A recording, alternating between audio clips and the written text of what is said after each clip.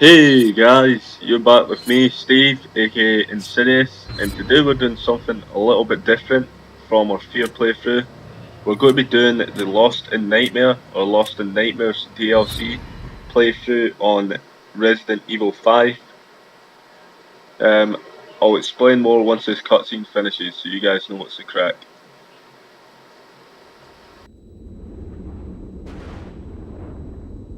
A few years ago, the BSAA received intel as to the whereabouts of Umbrella's founder, Oswell E. Spencer.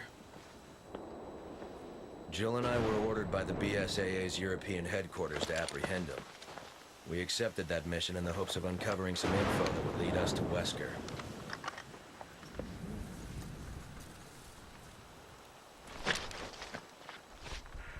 Chris to HQ, come in. We're at the target's location. Copy that, Chris. Move in and procure the target. Roger that. What can you tell us about the area? The satellite scan isn't showing anything out of the ordinary, but regardless, you should expect the unexpected. Understood.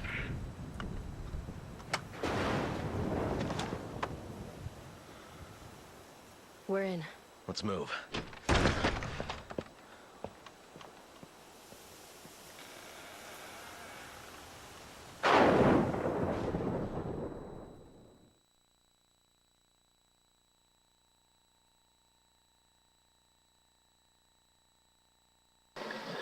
Now, throughout this playthrough, I'm going to be collecting all the target stars which you need to get to bag yourself 15 gamer score.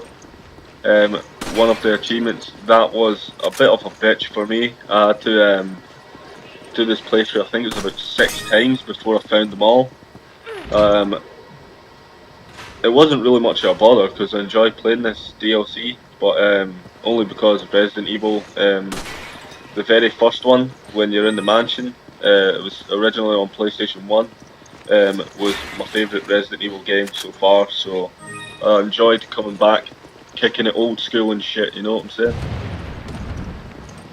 If you haven't played the original Resident Evil, I recommend you buy a GameCube just to play it, because that game is kick-ass. It's got zombie sharks, fucking massive spiders, frog-like creatures called hunters, which basically rape you in like one hit, fucking a massive snake, zombies, zombie dogs, and shitloads more. So yeah, check that shit out. But anyway, in this DLC pack, you're back to the original mansion, the Spencer mansion.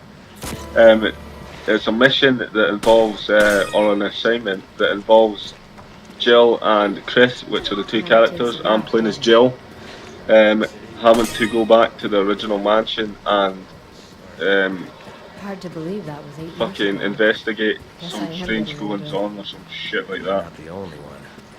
So yeah, here's the first password. You need to collect 3 passwords to log on to a computer later on. So just follow this guide and you should be all good.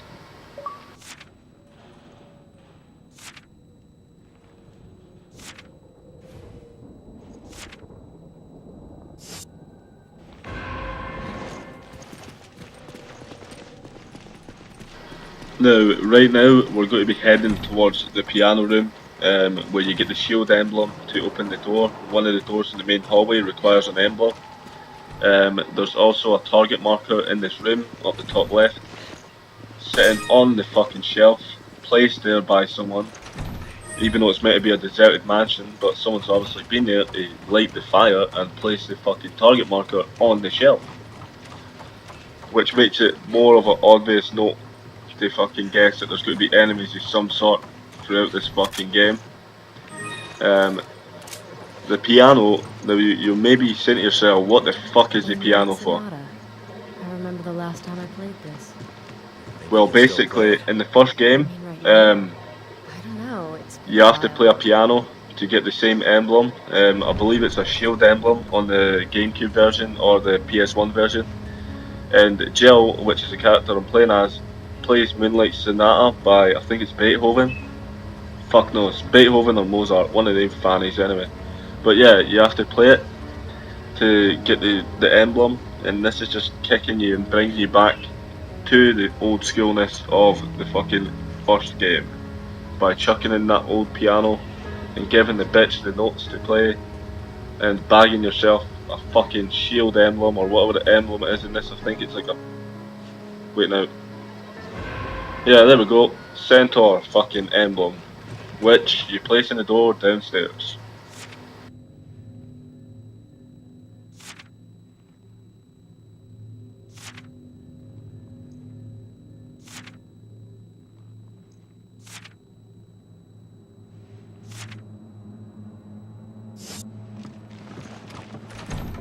You guys are probably going to be saying to yourself, why is this dickhead constantly going on about the original Resident Evil?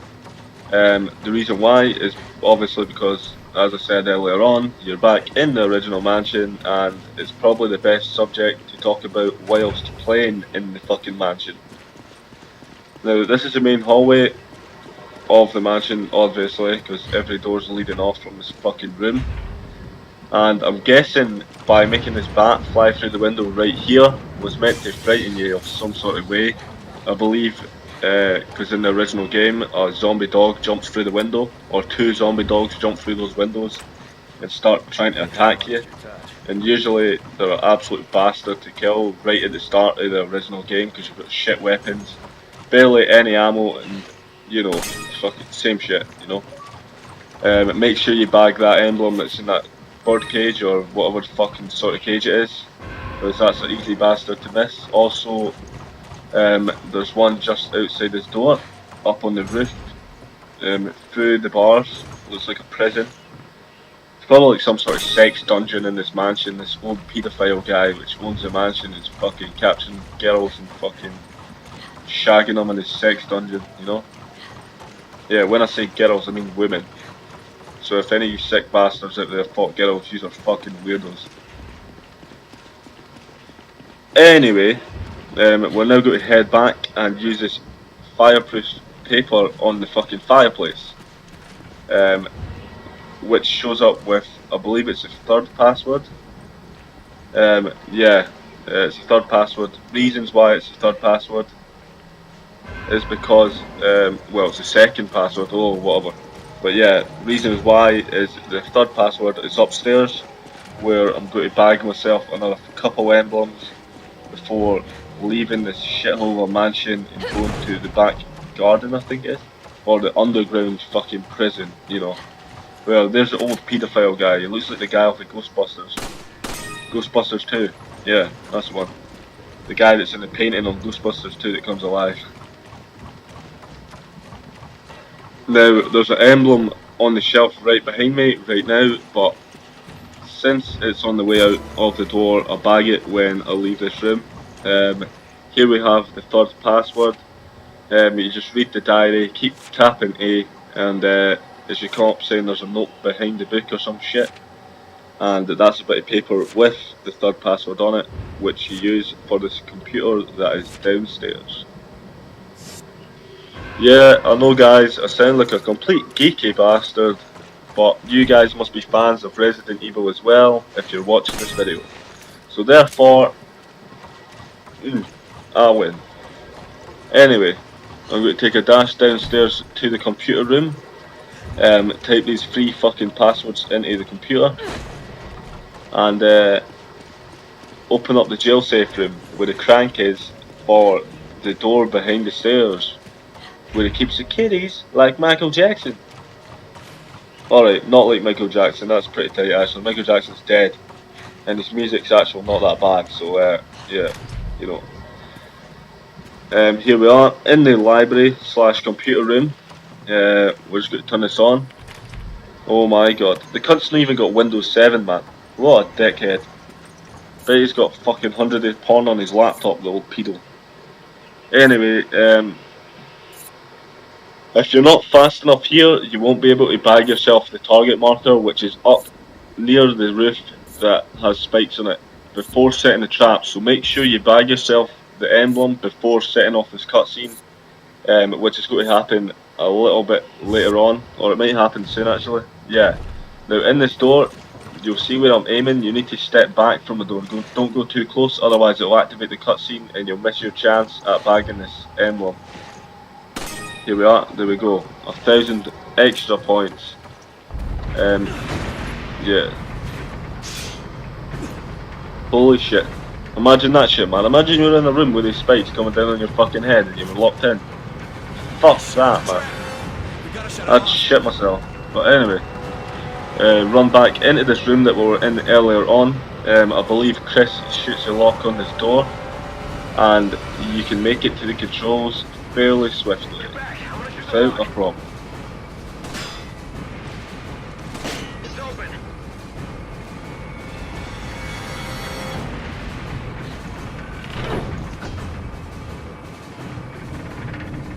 Yoink. Switch pulled, and now we're going to head back.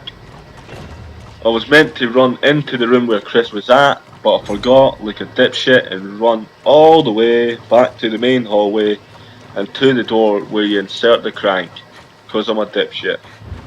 So if anyone is going to leave a comment saying you're a muppet, feel free, because I'll fucking click like on all the fucking comments, because yes, I am a muppet by doing so, running down here like a dipshit and forgetting to pick up the fucking crank.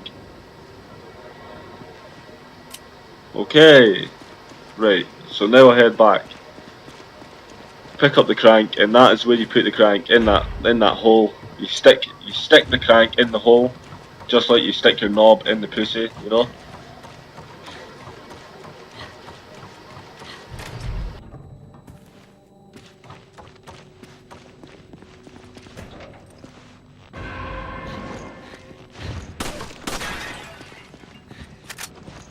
Yeah, I've sort of got fucking put off at this part. That's why I fucking ran all the way back down here, because all these people kept joining the party.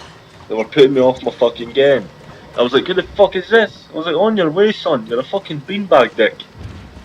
Yeah, all these randoms that I've never heard of that kept joining my party. Whilst me, Aiden and Andy were just having a casual chat about random shit. In fact, it was more Aiden and Andy taking the piss out of each other for the whole fucking thing. Standing there calling each other dickheads and chatting a lot of shit about really shit songs. But anyway, this is coming to the end of our part 1. So please join me in the second part and you will see the rest of this DLC.